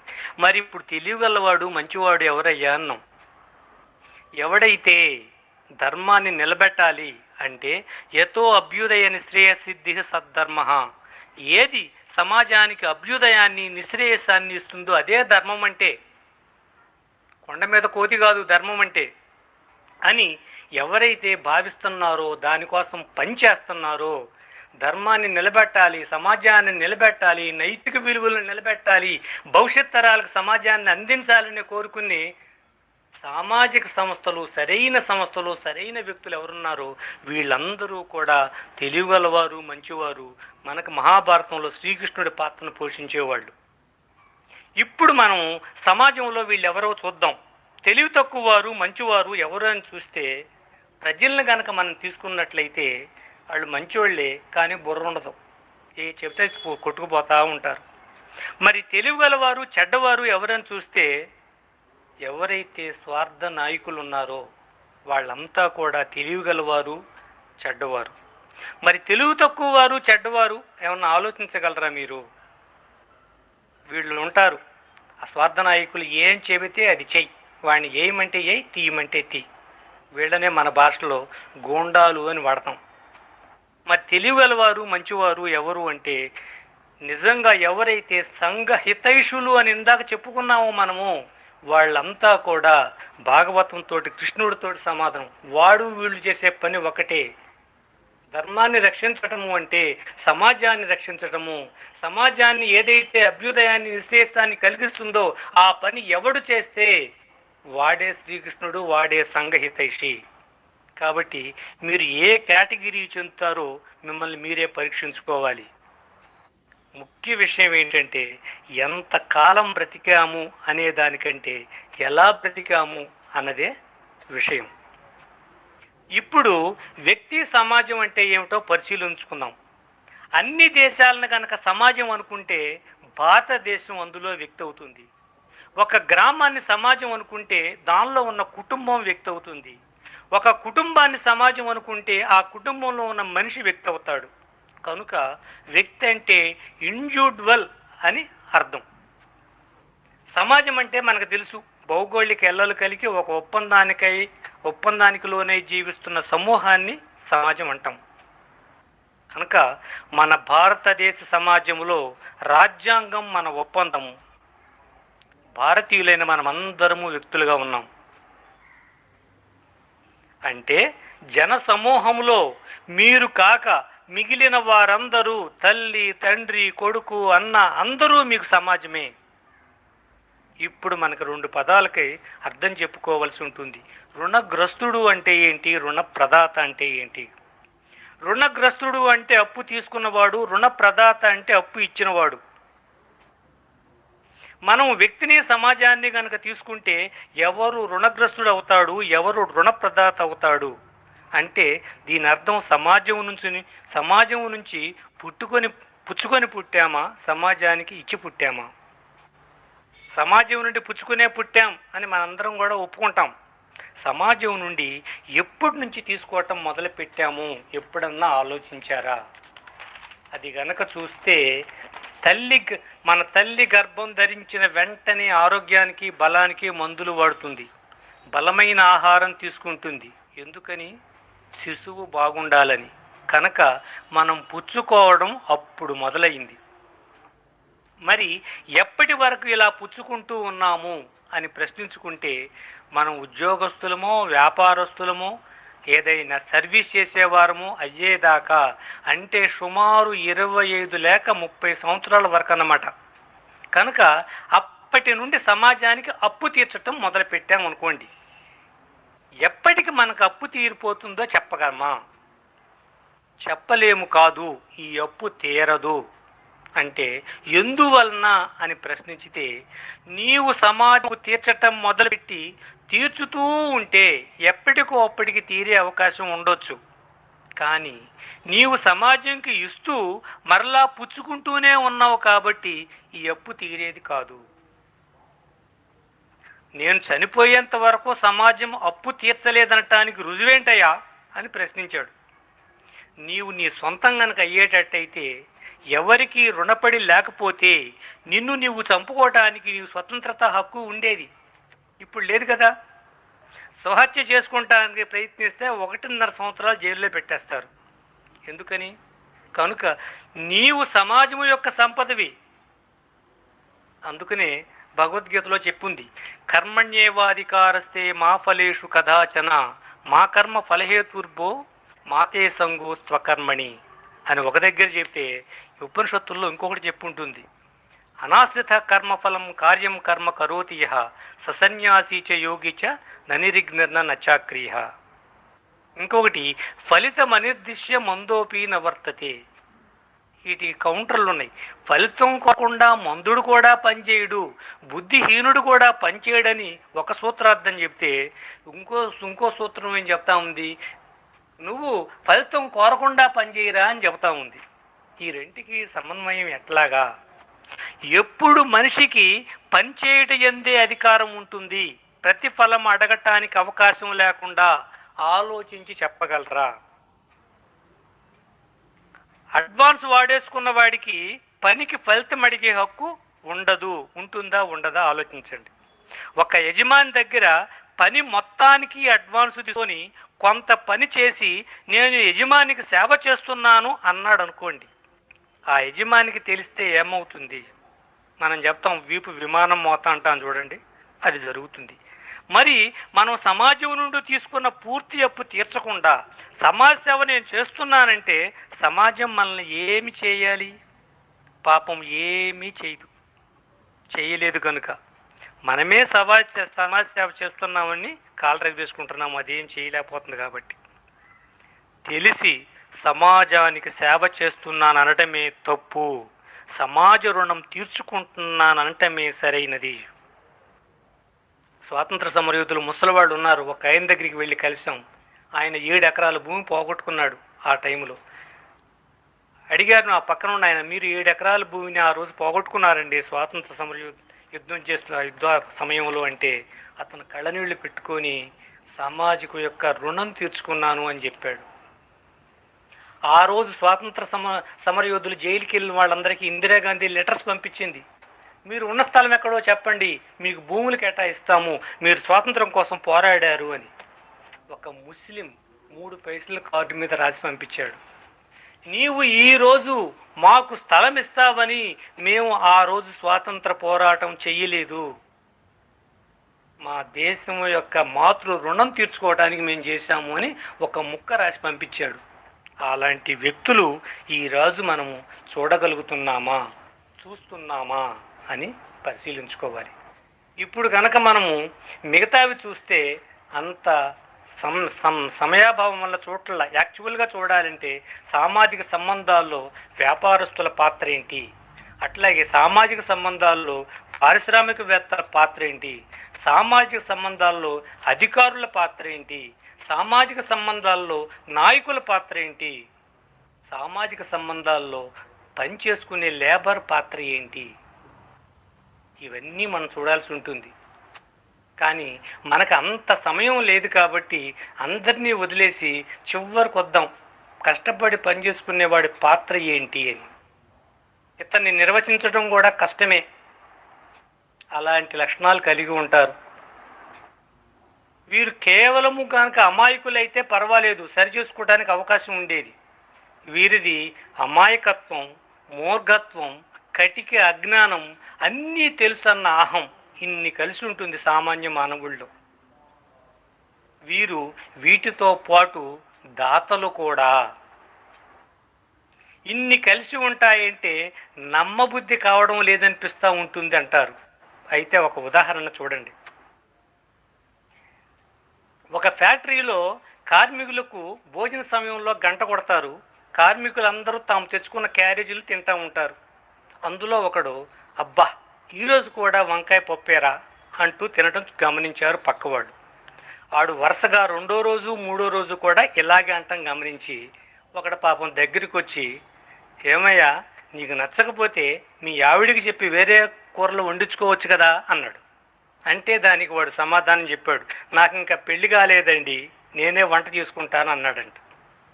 ఇప్పుడు అనిపిస్తుంది మీకు, ఎగతాళి కాకపోతే వాడే చేసుకుని వాడే ఇదేమిటని బాధపడతాడా అనిపిస్తూ ఉంటుంది.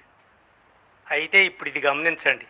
2019లో జరిగిన లోక్సభ ఎన్నికలలో 539 మంది ప్రతినిధులను ఎన్నుకున్నారు.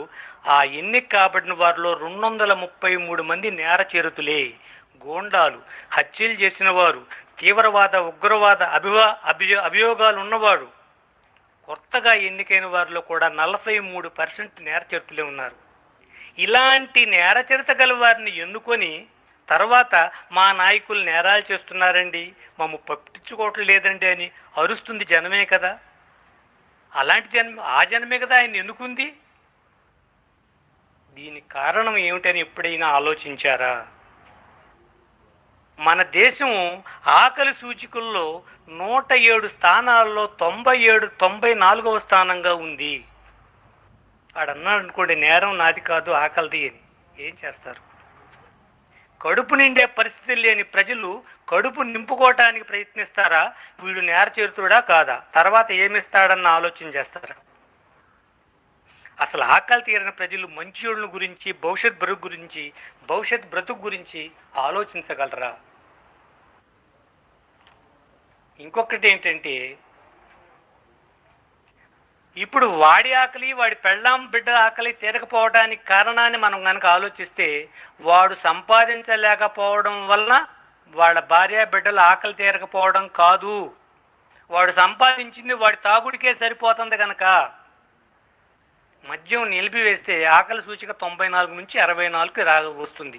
ఆ పని ప్రభుత్వాలు చేయగలవా?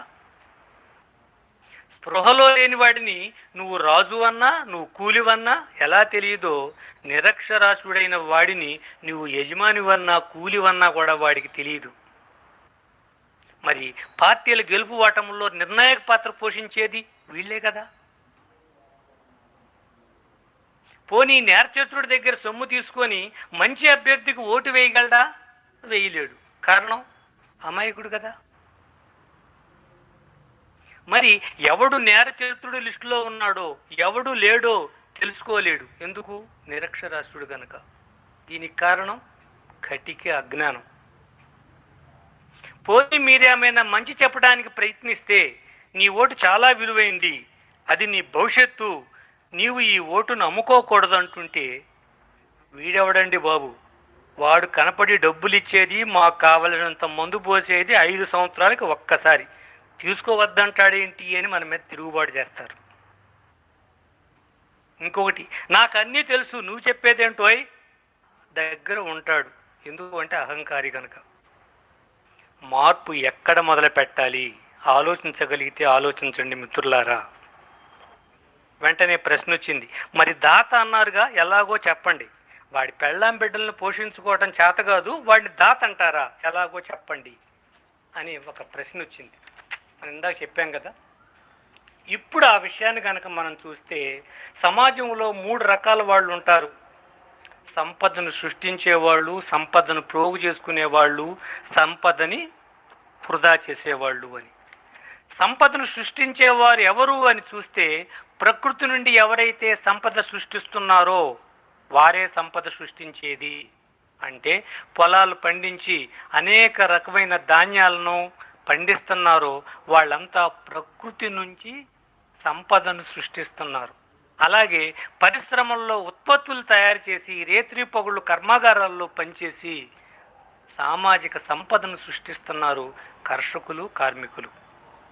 మరి సంపదను ప్రోగు చేసుకునేవారు, సంపదను సమాజంలో ప్రోగు చేసుకునే వాళ్ళు వ్యాపారస్తులు, పారిశ్రామికవేత్తలు, నాయకులు, షేర్ మార్కెట్ వాళ్ళు. మీరు ఎవరన్నా, వాళ్ళు కాక మిగతా ఎవరినన్నా చూడండి, వీళ్ళంతా సృష్టింపబడిన సంపదను తమ శక్తి మేర పోగు చేసుకుంటూ ఉంటారు. మరి సంపదను వృధా చేసేవాళ్ళు, సంపదను వృధా చేసేవారు భోగలాలసులు, సోమరులు, నిరుద్యోగులు. తాత తండ్రి సంపాదించింది అనుభవిస్తూ వాళ్ళు తమ తర్వాత తరానికి లేకుండా అన్నా చేస్తారు. లేదు అంటే తమ తరములోనే చివరికి ఆత్మహత్యనా చేసుకుంటూ ఉంటారు. వీళ్ళని చెడగొట్టింది వీళ్ళ పెద్దలే. ఇది ఇలా ఉంటే మన ప్రభుత్వాలు సంపద పోగు చేసుకునే వారిని, సంపద వృధా చేసేవాడిని కట్టడి చేయకపోగా, సంపద సృష్టించేవారి ఆరోగ్యము, బలము పెంచవలసింది పోయి వారి ఆరోగ్యాన్ని, బలాన్ని నాశనం చేయటానికి మద్యం సప్లై చేస్తూ ఉంటారు. వారిని మరింత బలహీనులు, నిర్వీర్యులను చేస్తున్నారా లేదా పరిశీలించండి. మరో పక్క ఉచితాలు అంటూ వారిని సోమరులుగా తయారు చేస్తున్నారు. పోనీ ఆ ఉచితాలు ప్రభుత్వం సంపాదన నుంచి ఇస్తుందా అంటే అది లేదు, అప్పులు చేసి ఇస్తుంది. అంటే ఉచితం అంటేనే నోటిలో పప్పు, నెత్తి మీద అప్పు దగ్గరికి తీసుకుపోయింది. ప్రజల్లో ఎక్కువ మందికి అనేకంటే 99.9% మందికి నీవే యజమాని అంటే ఏంటో తెలియదు. అలానే అప్పు తీర్చవలసింది నీవేనన్నా కూడా ఎక్కదు. కారణం యజమానిగా ఫీల్ అయితే కదా అప్పులో సంపలో తనదనుకోవటానికి. ఇదే అదనుగా రాజకీయ నాయకులు అప్పుల మీద అప్పులు చేసి కేవలం తమ సీట్లు నిలబెట్టుకోవటానికి రాష్ట్రాన్ని, కేంద్రాన్ని అప్పుల పాలు చేసేస్తున్నారు దేశాన్ని. ఈ పరిస్థితుల్లో ఉంది మన దేశ పరిస్థితి. ముందుగా ఒక ఇంటికి అప్పు పెరిగితే ఏమవుతుందో చూద్దాం. కుటుంబ సంపాదన తగ్గి ఖర్చు ఎప్పుడైతే పెరిగిందో అప్పుడు అప్పులు స్టార్ట్ అవుతాయి. అప్పులు పుట్టే వరకు ఇలా నడుస్తూనే ఉంటుంది. అప్పులు పుట్టకపోతే ఏం చేస్తాడు? ఉన్న చిరాస్తులు అమ్మేయటం మొదలు పెడతాడు. అవి అయిపోయినాక అప్పులు పుట్టకపోతే ఏమిటి పరిస్థితి? ఎప్పుడన్నా ఆలోచించారా? ఆ కుటుంబానికి రెండే అవకాశాలు: ఆత్మహత్య చేసుకోవటమో, బానిసగా జీవించటము. మరి దేశంలో అప్పులు పెరిగితే ఇంతకంటే భిన్నంగా వేరుగా ఉంటుందని ఊహించగలమా? నాయకులు తమ స్వార్థ ప్రయోజనాల కోసం దేశాన్ని అప్పులు ఊబిలోకి దింపుతుంటే మన పరిస్థితి ఏమిటి? దేశ పరిస్థితి ఏమిటి? మనకు కూడా పై రెండు అవకాశాలే: లేకుండా పోవడము, బానిసలుగా స్వతంత్రం లేకుండా జీవించటము. దీని కొరకైనా మన పూర్వీకులు తమ సర్వస్వాన్ని త్యాగం చేసి సావులకు సిద్ధపడి చాలా మంది మరణించి మనకి స్వాతంత్రం సంపాదించి పెట్టింది ఇలా పోగొట్టుకుంటారు అన్న దృష్టితోనా ఎప్పుడైనా ఆలోచించామా? అమాయకులైన ప్రజలు ఉచితం అంటే ఊరికినే వస్తుంది అనుకుంటున్నారు కానీ మనని తాకట్టు పెట్టి అప్పు తెచ్చి మన నోట్లో పెడుతున్నారు అని గమనించటంలా. మేధావులైన వారికి ఇప్పటికైనా ప్రజల్ని చైతన్యపరిచి మాకు ఉచిత పథకాలు వద్దు, మా నెత్తి మీద ఉన్న అప్పు తీర్చండి అని అనిపించగలమా? ఇప్పటికే స్థిరాస్తుల అమ్మకాలు అయిపోతున్నాయి. మన ప్రధాని గారు ప్రభుత్వం వ్యాపారాలు చేయదు అని ప్రభుత్వంకి వచ్చే ఆదాయాన్ని గండికొట్టి ప్రైవేటు ఫరం చేస్తూ పోతున్నారు. ప్రభుత్వం సేవ చేస్తుందన్న ముసుగులో స్థిరాస్తులు మొత్తం విక్రయం జరుగుతుంది. స్థిరాస్తులు అయిపోగానే మన గతి అధోగతే. అప్పులు పడిన దేశాన్ని పరిపాలించటానికి నాయకులు పోటీ పడతారా? ఓటుకు సొమ్ము ఇస్తారా? మందు ఇస్తారా? ఏ నాయకుడు ముందుకు రాపోతే పరిపాలన స్తంభిస్తే అధికారులకు జీతాలు ఎక్కడి నుంచి వస్తాయి? పని చేద్దామంటే చేయించుకునేవాడు ఉండడు. అప్పు పడిసిన దేశ పరిస్థితి ఎలా ఉంటుంది? ఇప్పుడు మనం చేస్తున్నవన్నీ సరైన ఊహలే అనిపిస్తున్నాయా? కేవలం కల్పించి చెప్పామనుకుంటున్నామా? సరైన ఊహలే అయితే ఏం చేయాలో ఆలోచించండి. భవిష్యత్ తరాలకి ఏమి చేయాలనుకుంటున్నామో ఆలోచించండి. దేశం అప్పులు పాలవ్వడం అంటే ఆ దేశంలోని వ్యాపారస్తులు, పారిశ్రామికవేత్తలు, ఉద్యోగులు, నాయకులు, లేబరు అందరూ అప్పులు పాలవ్వటమే తెలుసుకోవాలి. టైటానిక్ నావ సముద్రంలో మునుగుతుంటే అందులో గదిలో ఉన్నోడు సేఫ్గానే ఉన్నాను అనుకోవడం ఎంతటి అవివేకము. దేశంలో అప్పులు పాలైతే నాకు ఆస్తులు ఉన్నాయి పర్వాలేదు అనుకోవటము అంతే అవివేకం. మరో రకంగా ఆలోచించిన దేశంలోని 99% సంపద దేశంలో 1% వాళ్ళ దగ్గరే ఉందని ఆర్థిక శాస్త్రవేత్తలు అంచనా వేసి చెప్పారు. ఈ పరిస్థితులు ఇలాగే కొనసాగితే ఆ 1% 0.5%గా మారుతుందా? మారదా? ఆ 0.5% 0.5%గా చివరికి ఒక్కడగా మిగలడా? మనకు తెలిసినా తెలియకపోయినా, ఆలోచించగలిగినా లేకపోయినా వాడే రాజు. అదే రాచరిక వ్యవస్థ. రాచరిక వ్యవస్థ అనగానే మనకు గుర్తుకు రావాలి బానిస వ్యవస్థ దాని ఎమ్మటే వస్తుందని. ఆ రాచరిక వ్యవస్థ, బానిస వ్యవస్థ ఉండకూడదనే కదా మన పూర్వీకులు తిరుగుబాటు చేసింది. దాని నుంచి మన బయటపడటానికి ఎంత కాలం పట్టిందో, ఎంతమంది బలయ్యారో, ఎన్ని విధ్వంసాలు జరిగినాయో మనం మర్చిపోలేదు అనుకుంటున్నా. కానీ పట్టించుకోవటంలా మనం. మరలా అదే వైపుకు సమాజం కదులుతున్నదా లేదా ఆలోచించండి. మనం కదలాల్సిన ఆవశ్యకత ఉందా లేదా కూడా ఆలోచించుకోండి. ప్రజాస్వామ్య వ్యవస్థలో వృత్తి ఇయ్యాలి అంటే కేవలం ఆ హక్కు న్యాయస్థానాలకే ఉంటుంది. కానీ రాచరిక వ్యవస్థలో ఆ అధికారం రాజులకు ఉంటుంది కనుక మనం ఏ తప్పు చేయకపోయినా రాజద్రోహం నేరం మోపి చంపివేయగలడు. ప్రజాస్వామ్య వ్యవస్థలోనే ఏమీ చేయలేని మనము రేపు రాచరిక వ్యవస్థ వచ్చినాక ఏదో చేద్దాం అనుకోవటము, చేయగలము అనుకోవడము కేవలం మన అవివేకమే. అవునా కాదా ఆలోచించండి. మనకి కొన్ని సూచనలు ఉంటాయి, భవిష్యత్ హెచ్చరికలు, సూచనలు చాలా మంది పట్టించుకోరు. అప్పుడు చూద్దాంలే, కొంప మునిగినాకు చూస్తాడనమాట.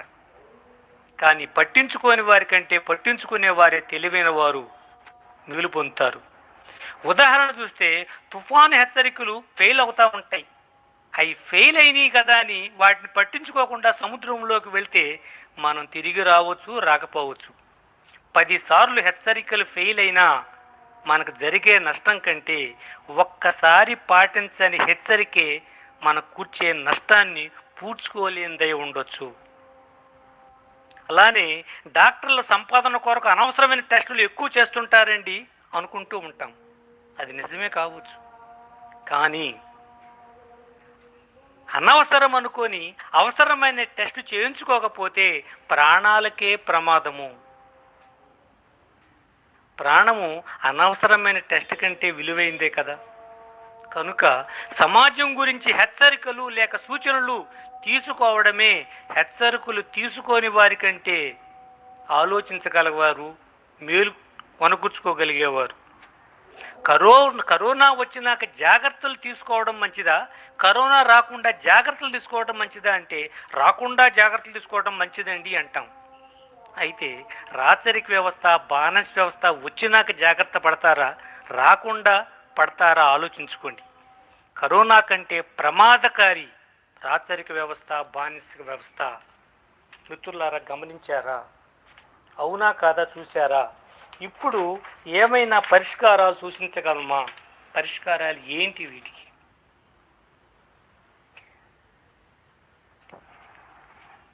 ఏది ఏమైనా పరిష్కారం, దీనికి ఏమైనా పరిష్కారం ఉందా లేదని ఆలోచిస్తే ఒకే ఒక పరిష్కారం మనకు కనపడతా ఉంది. ఏంటంటే అదే ప్రజాస్వామ్యాన్ని సక్రమంగా అమలుపరుచుకోవడమే. ఏదైనా సమస్యను తొలగించుకోవాలంటే దాని మూల కారణాన్ని వెతికి దాన్ని తొలగించగలిగితే ఆ సమస్య పరిష్కారం అవుతుంది. మరి ప్రజాస్వామ్యం సక్రమంగా అమలు అవ్వకపోవటానికి మూల కారణం ప్రజలు చైతన్యవంతులు కాకపోవడమే, తామే యజమానులమన్న విషయం గుర్తించలేకపోవడమే. ఈ పని మనము చేయగలమా? సమస్య మనది అని ఫీల్ అయితే చేయగలము. ఎలాగంటే మీకు బాగా ఆకలి వేస్తున్నప్పుడు మీ ముందు వేడి అట్టు ఉంచాడు అనుకోండి, ఏం చేస్తారు ఆలోచించుకోండి. చల్లారిన దాకా ఆగుతారా? ఎక్కడ అవకాశం ఉందో అక్కడ తినే పని మొదలు పెడతారా? వేడి తక్కువగా ఉండే అట్టు చివర్ల మెల్లమెల్లగా తుంచుకొని తినడం లేదా? అది మన అనుభవంలోది కాదా? రాబోయే విపత్కర పరిస్థితి మీరు గమనించితే అవకాశం ఉన్న చోట పని మొదలు పెడతారా లేదా? అలాంటి అవకాశం ఉన్న స్థలమే గ్రామ సభ, వార్డు సభ. దేశాన్ని మొత్తాన్ని మనము తిరగవేయనక్కర్లేదు. మన గ్రామంలో ఉన్న వారిలో అతి కొద్ది మందిని చైతన్యపరచటం ద్వారా ఈ పని ఈజీగా చేయగలము. ప్రజలు ప్రత్యక్షముగా రాజకీయాల్లోకి ప్రవేశించగలిగే ఒకే స్థలము గ్రామ సభ. ఎవరి గ్రామానికి కావలసిన అవసరాల్లో నిర్ణయాధికారము, పర్యవేక్షణాధికారము ఆ గ్రామ ప్రజలది. నిర్వహణ మాత్రమే అధికారులది, ప్రభుత్వానిది. ఇది గ్రామ ప్రజలకు అర్థం చేయగలిగితే చాలు. రాచరిక వ్యవస్థ, బానిక వ్యవస్థ నుండి మనల్ని మనం కాపాడుకోగలిగేది ప్రజాస్వామ్య వ్యవస్థే. అవునా కాదా ఆలోచించండి. ఎలా గ్రామ సభలు నిర్వహించుకోవాలో, ఏమి చేయాలో దగ్గర మన వేదికకి స్పష్టమైన అవగాహన ఉంది. ఎలా గ్రామస్తుల్ని కలపగలవో ఒక్క అంశం చెప్పి ముగిస్తాను. ఇలాంటి అంశాలు వెతికితే చాలా ఉంటాయి. హలో, గ్రామస్తులను ప్రశ్నించండి. నీకు ఆపద వస్తే నీ వెనక ఎంతమంది ఉన్నారు అని. కొంతమంది ఎవరూ లేరండి అంటారు. కొంతమంది మా బంధువులు, స్నేహితులు ఉన్నారండి అంటారు. కొంతమంది మా పార్టీ వారు ఉన్నారండి అంటారు. నీ సమస్యలన్నీ తీరుతున్నాయా అంటే ప్రతి ఒక్కడు లేదనే సమాధానం చెబుతాడు. కాబట్టి నీ సమస్య తీరటానికి వారు సరిపోవడం లేదు, కనుకనే నీ సమస్య తీరడం లేదు. అందరూ నీ సమస్యను పట్టించుకుంటే అది తీరుతుందా లేదా అంటే తప్పక తీరుతుంది అంటాడు. అయితే నీ సమస్య గ్రామ సభలో గ్రామ ప్రజల ముందు చెప్పు, వారందరూ నీ సమస్యకు సాక్ష్యంగా ఉంటారు, నీ సమస్య తీర్చుకోగలవు అని చెప్పి గ్రామ సభలకు ప్రజలను తరలించగలిగితే ప్రజాస్వామ్యానికి తొలి అడుగు పడినట్లే. మీరు ఆలోచించండి. అందరి కోసం ఒకడు పనిచేస్తే ఏమవుతుంది? ఒకడి కోసం అందరూ పనిచేస్తే ఏమవుతుంది? అందరి కోసం అందరూ పనిచేస్తే ఏమవుతుంది? అందరి కోసం ఒకడు పనిచేస్తే ఏమవుతాడు? సామాజిక కర్త బలైపోతాడు. ఒకడి కోసం అందరూ పనిచేస్తే ఏమవుతుంది? అందరం కలిసి ఓటేసి ఒక నాయకుడిని ఎన్నుకొని తల మీద కూర్చోబెట్టుకుంటాం. కొందరి కోసం కొందరు పనిచేస్తే ఏమవుతుంది? ఆ పార్టీ రూలింగ్లో ఉంటే ఆకాశంలో ఉంటాము, లేకపోతే పాతాళంలోకి వెళ్తాం. అందరి కోసం అందరూ పనిచేస్తే ఏమవుతుంది అంటే అందరి సమస్యలు తీరుతాయి. కనుక మీరు బాగా ఆలోచించుకోండి. రాబోయే విపత్కర పరిస్థితుల నుండి దేశాన్ని కాపాడుకోవాలి. మన భవిష్యత్ తరాల కొరకు. మీ భవిష్యత్ తరాలంటే ఎవరు? మీ మనవళ్ళు, ముది మనవళ్ళు. నిజంగా వారిపై ప్రేమ ఉంటే ప్రజాస్వామ్య పరిరక్షణ దిశగా పనిచేసే వేదికలో జాయిన్ అవ్వండి. అలా జాయిన్ అవుతారని, దాని ద్వారా భవిష్యత్ తరాలు బాగు చేసుకుంటారని మరీ నమ్ముతూ నేను ముగిస్తాను. ఇప్పుడు ఈ మొత్తం అర్థం అంటే మనకు అర్థమైందా? ఒక్క వ్యక్తి చనిపోతే సమాజము ప్రకృతి రెండూ ఉండకూడదు. అలా జరుగుతుందా?